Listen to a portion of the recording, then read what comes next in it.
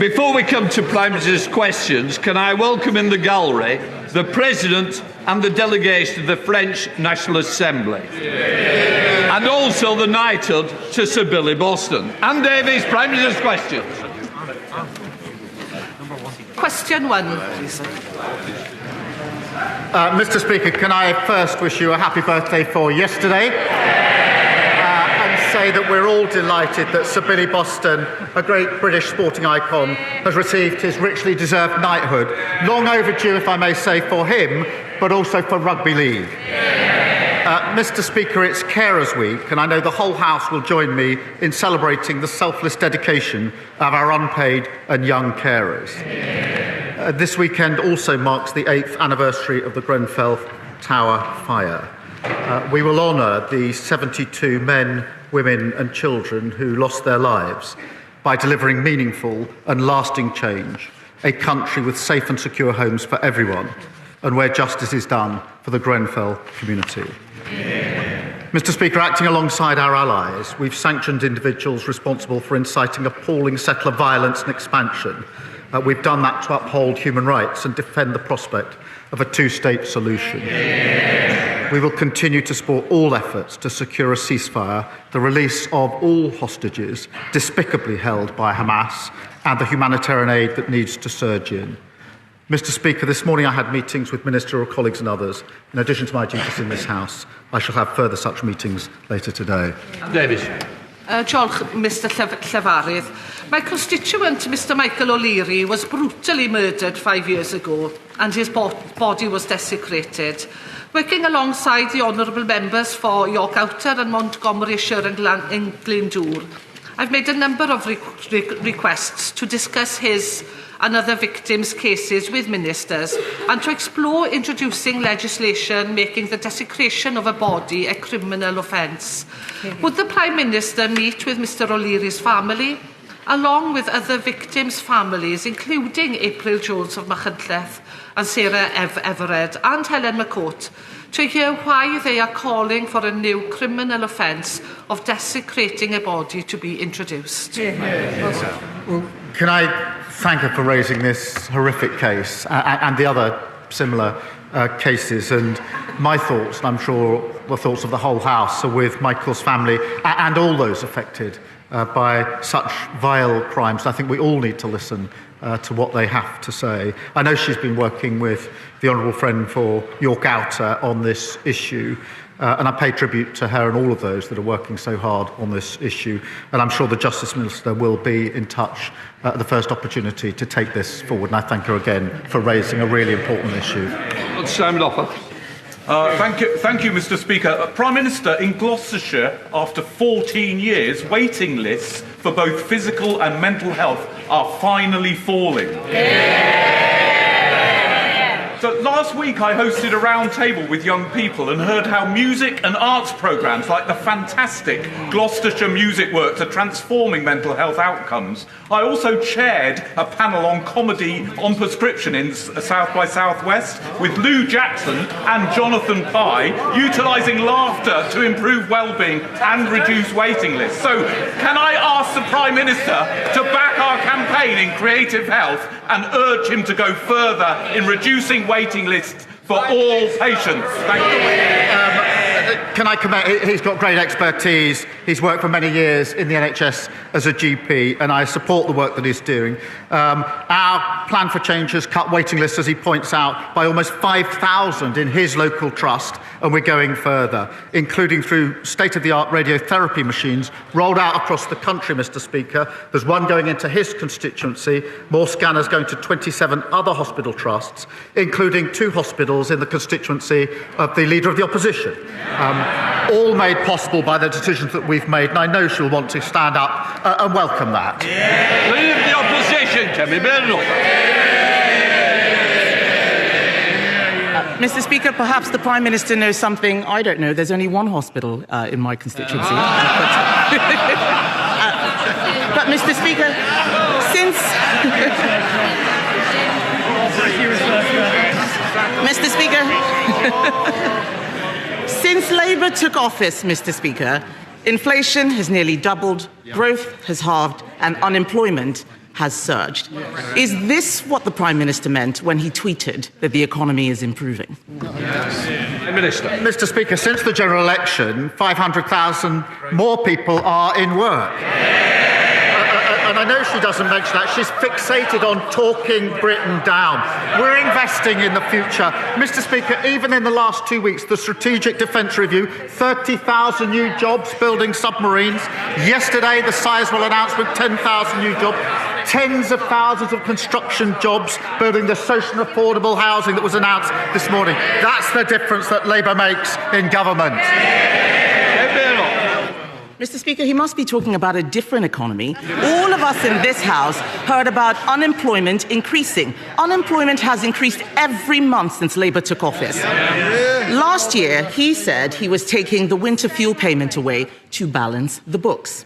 But the books are not balanced. In fact, they are worse. This year, the deficit is forecast to be £10 billion higher since the budget. Not since last year's election, since the budget. In what way are the books now balanced? Mr. Speaker, she's obviously missed the interest rate cuts, the growth figures for earlier this year, the huge, the Strategic Defence Review, local transport, £15 billion going in, free school meals, Sizewell, social housing. Mr. Speaker, but she stands there to lecture us, and I say Liz Truss is obviously back in vogue, advising reform officially now, haunting the Tories, and I remind her that the Shadow Home Secretary, I think he was then Chief Secretary to the Treasury, he gave the Liz Truss budget, Mr. Speaker, 9.5 out of 10. The Leader of the Opposition said what was wrong with Liz Truss's budget was not necessarily the package, that was all right, it was the way it was sold. They've learned absolutely nothing. Mr. Speaker, he loves talking about Liz Truss because he loves talking about Liz Truss. Why? Because he wants to hide from his own economic record. He's a coward. Every time he stands up there and talks about Liz Truss, it's because he is scared about talking about his record and what is happening to the economy out there. Let's bring it back to the U-turn, which he's running away from. A U-turn on a policy that his MPs went out defending time and time again. Let's go through what's happening here. 1 minute, they said it was right to take the winter fuel payment away, that there might be a run on the pound. The next minute, they said it was right to give it back. This is laughable. He stands there all puffed up and self-righteous. Why can't the Prime Minister just admit that he made a mistake? Mr. Speaker, they left a £22 billion black hole that we had to fill. And that's why we took the right decisions. We've stabilised the economy. That's why we've seen 4 interest rate cuts. The triple lock is committed to on this side. They say it's unsustainable on that side. That's £470 for most pensioners and good Q1 growth. 3 weeks ago, I said that I wanted more pensioners to be eligible for winter fuel. I'm really pleased. We set out the threshold and the certainty that is needed. And she says I don't want to talk about my record. What about 3 trade deals, record investment, free school meals, breakfast clubs, social and affordable housing, defence review, Sizewell? We could go on all morning, Mr. Speaker, but we've got the Chancellor who's going to say even more in a minute. Mr. Speaker, I think she at the weekend said that she would be getting better in the role. She could start with apologising for the Liz Truss budget. That would be better. Mr. Speaker, I get better every week. He gets worse. Yes, he gets worse. Last week, Mr. Speaker. If you think that is a good look, it is a very bad look. And think twice before you try to shout somebody down in that way. Mr. Speaker, last week he had to get his lines from the Russian embassy. I think we all know that he is getting worse, and what he does not want to talk about is how he is going to make the economy better. That is what the people out there want to hear, and he's got no answers. His trade deals have unraveled. The Strategic Defence Review, everyone out there is asking where's the money coming from, and the fact is he doesn't know how to balance the books. The Chancellor says the winter fuel payment U-turn won't be funded through higher borrowing. So will the Prime Minister admit that it will be funded by putting everybody's taxes up? Prime Minister. Mr. Speaker, I think she let slip on the Matt Ford programme the other day that she rehearses her fury for PMQs. So a very good rehearsal this morning, I think. Mr. Speaker, she asked what we're doing. At the budget, we put record investment in our NHS and our public service. Record investment. And she comes every week to carp on about national insurance, but she doesn't stand there with the courage of her convictions and say she'll actually reverse it. And the reason she won't, because she won't stand up and say she's against the investment in the NHS. She won't stand up and say she's against the investment in our public services. And we'll all listen very carefully in just 20 minutes when the Chancellor lays out more record investment as to whether they welcome it or whether they say they wouldn't support it. Mr. Speaker, every week I come here to tell him the truth. The truth that the economy is in a spiral because Labour, that's all of them, Labour put up taxes that cut growth. And we all heard the Prime Minister, he didn't rule out tax rises, so they are going to have to put up taxes even more. This is a spiral. And if that wasn't bad enough, Mr. Speaker, if that wasn't bad enough, this morning we heard that because of his terrible Chagos deal, Mauritius is scrapping income tax. Why on earth should the British taxpayer pay for £30 billion for tax cuts in Mauritius? Mr. Speaker, Diego Garcia is a vital intelligence and strategic capability. And it's absolutely clear that legal uncertainty would compromise it in very short order. That is why they started the negotiations in relation to it. And no responsible Prime Minister would let that happen. We've secured the base for the long time. That has been welcomed by our allies, by the US, by NATO, by Australia, New Zealand, India. It's been opposed by our adversaries, Russia, China and Iran. And in the second column, we add reform, following Putin, and the Tories following reform. Mr. Speaker, the Prime Minister knows this is nothing to do with national security, but his bad negotiating. I've had the security briefings. It was a bad deal before, and it's still a bad deal. And then in half an hour, the Chancellor is going to stand up and tell us that everything is fine. But the truth is, she has made bad choices. Bad choices that mean higher inflation, bad choices that have led to lower growth, bad choices that have meant that jobs have been lost every single month since Labour came into office. That's hundreds of thousands of families who've lost their income in Stoke, in Grangemouth, in Luton. Those are their constituencies, businesses across the country. The Chancellor has lost all her headroom. She's fallen out with the Cabinet. She's making unfunded spending commitments, which she promised not to do. Isn't the truth that we have got the wrong Chancellor and the wrong priorities?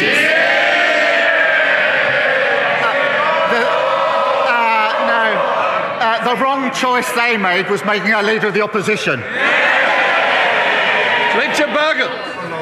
Thank you, Mr. Speaker, and belated birthday greetings to you. Mr. Speaker, it's wrong for any Labour government. No Labour government should ever try to balance the books on the backs of disabled people.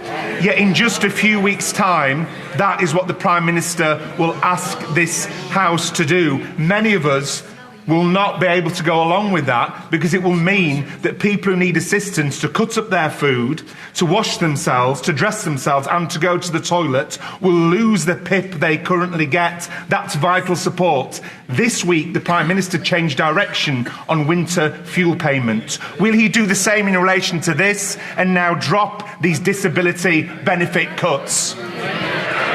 Mr. Speaker, it's very important we make the changes to our welfare system. It's not working. It needs reform. I think everybody agrees with that. It doesn't work for anyone. We will do so on a principled basis that those who can work should work.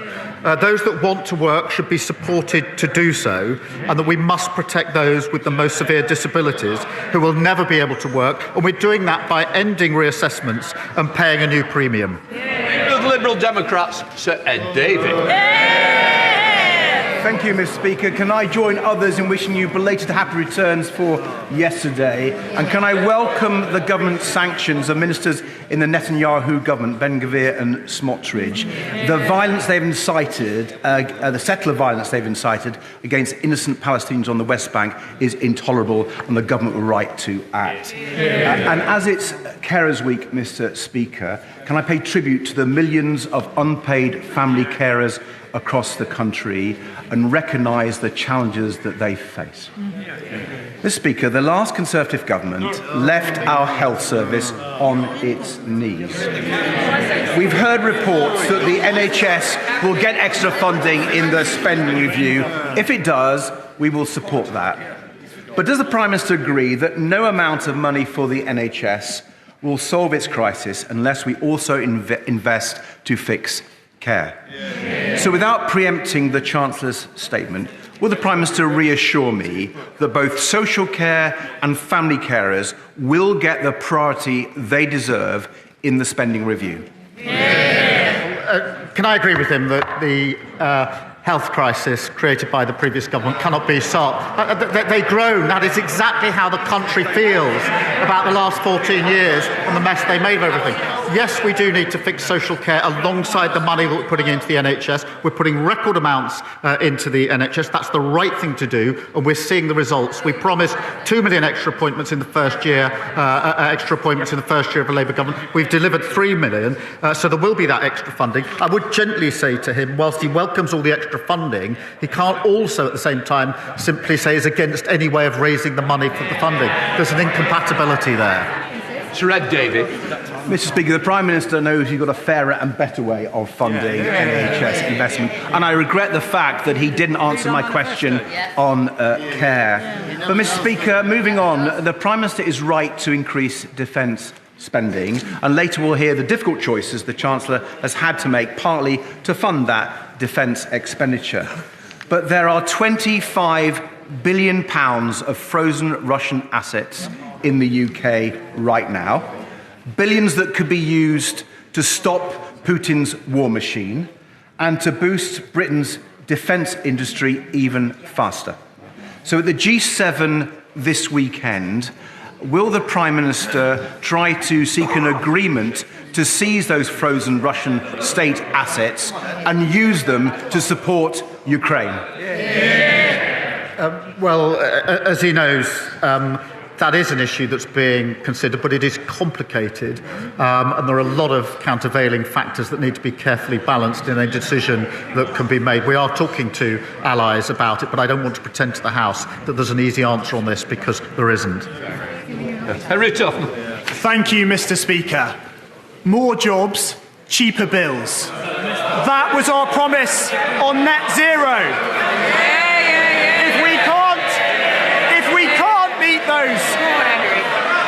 If we can't meet those goals, then we must consider our approach. In Pembrokeshire, we have a proud industrial history rooted in oil and gas, and an incredibly exciting opportunity in floating offshore wind in the Celtic Sea.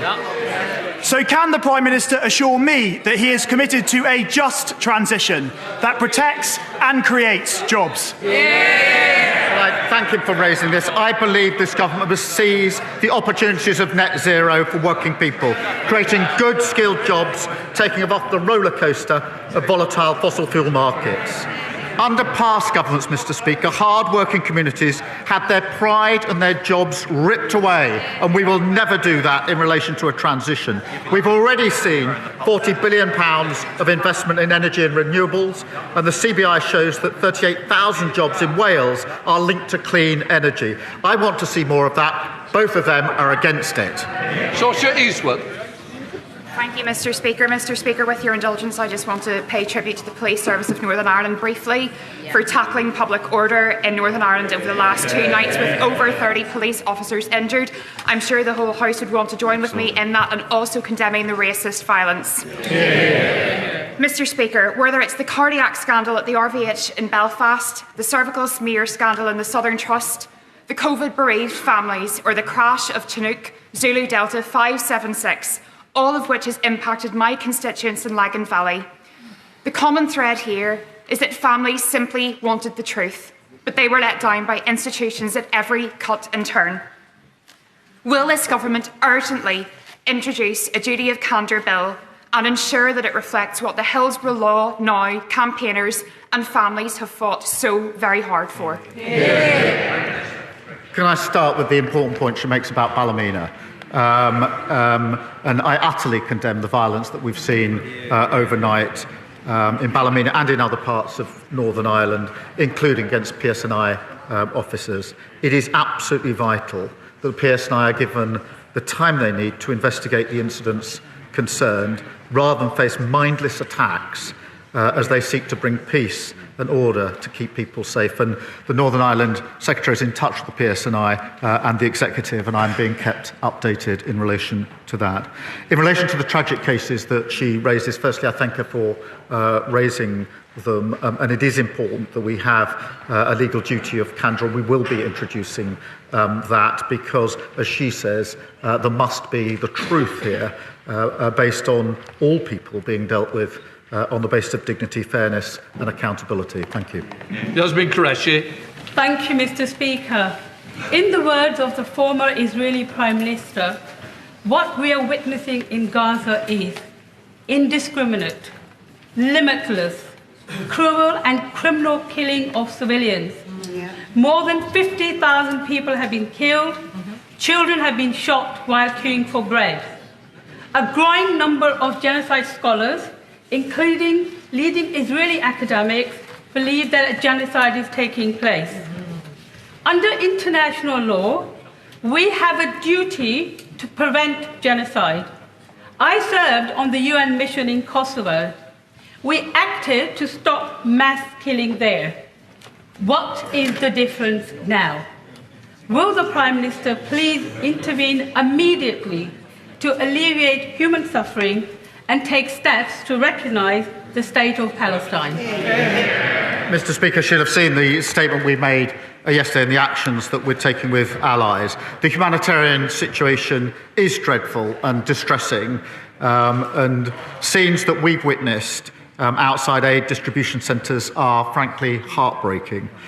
More aid is needed at volume and speed into Gaza, and Israel's plan for aid delivery is inadequate and insufficient. What is needed is for the UN and other agencies to deliver that aid according to well-established mechanisms, and Israel must allow this. Mr. Speaker, we are working with allies to do all that we can to make this happen, as well, of course, to get the hostages out who've been held for a very long time and a desperately needed return to a ceasefire. Alex Easton. Thank you, Mr. Speaker. Prime Minister, there are significant concerns regarding the potential job losses at Spirit Aerosystems stemming from the deal with Airbus. Would the Prime Minister agree with me and intervene to bring all the main players, including the unions, the Business Secretary and the Secretary of State for Northern Ireland, around the table to ensure these jobs are protected, especially considering the scale of the issues akin to the challenges faced by British Steel?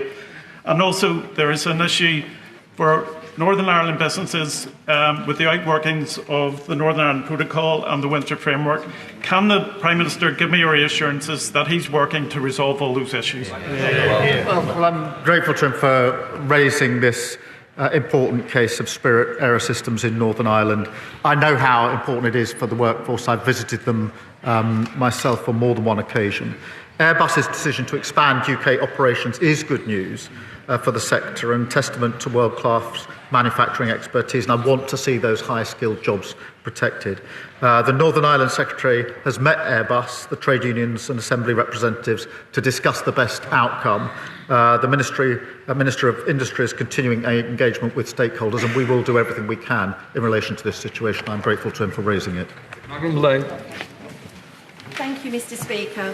Will the Prime Minister join me in condemning decisions taken by the Transport Minister of the previous government, who turned their back on promises to deliver a new train station at Bean Park, which derailed growth in my constituency of Dagenham and Rainham? And will he also agree that the Grampian condition on the Bean Park development must be honoured and that infrastructure must accompany all developments of scale as we get on with the job of delivering millions of new homes? Well, I know she's been fighting hard for this project for years, and she's right, the previous government failed to deliver. You could say that about anything they touch, Mr. Speaker. But the Rail Minister is working with the Mayor and Housing Minister to get an appropriate solution to unlock housing in the area. Mr. Speaker, we'll also bring C2C back into public ownership, improving reliability and performance, and ensuring every penny is focused on better service. I imagine when I said disaster is referring to the last government. Thank you, Mr. Speaker. I've spoken with parents with children with special educational needs and disabilities, but aren't getting the support they need in school. However, if as a result their child is out of school, they're left facing prosecution, fines, or even prison time. Punishing parents for the failings of a broken system is outrageous. So will the Prime Minister end this by backing Lord's Amendment 349A to the Children's Wellbeing and School Bill, and will he meet with me to discuss this further? Can I thank her for raising this? The epidemic of absence in our schools is something that really does worry me and concern me. Thanks to the efforts of schools and parents across the country, we've seen over 3 million more days in school this year compared to last, which is really important. But we do know that pupils with special educational needs face more complex barriers in relation to school attendance. Look, we will, of course, look at all amendments in the usual way, but in this instance, I do think we struck the right balance. Chris Webb. Thank you, Mr. Speaker. May I start by congratulating Sir Billy Boston. Billy ended his career playing at Blackpool, and I know this has been a long campaign by the Culture Secretary, the Speaker, the Honourable Member for Makerfield, and many in this House, so congratulations to Sir Billy. 12,000 people, it's been exposed by shelter, are waiting for council housing in Blackpool. This is a damning indictment on the legacy of previous 14 years of the government. Hundreds of families in my constituency are waiting for housing, stuck in bed and breakfast, or like my constituent Casey, who's sofa surfing with her 2 children in tow. So will the Prime Minister, alongside the Deputy Prime Minister, commit to a new generation of social housing and council housing in my constituency and help me build a better Blackpool? Well, can I join him on his comments about Billy Boston, and I think the whole House will, Mr. Speaker. We are turning the tide on the housing crisis with the biggest investment in social and affordable housing in a generation, Mr. Speaker. The Chancellor investing £39 billion over the next 10 years, almost double what we saw under the last government. And no wonder the National Housing Federation welcomed this as transformative, saying it offers real hope to the thousands who need safe, secure and affordable homes. It is National Diabetes Week, and as someone living with type 1, as we both are, Mr. Speaker, we are more than aware of the serious complications of diabetic ketoacidosis, KDA, which, if not caught early enough, could prove fatal.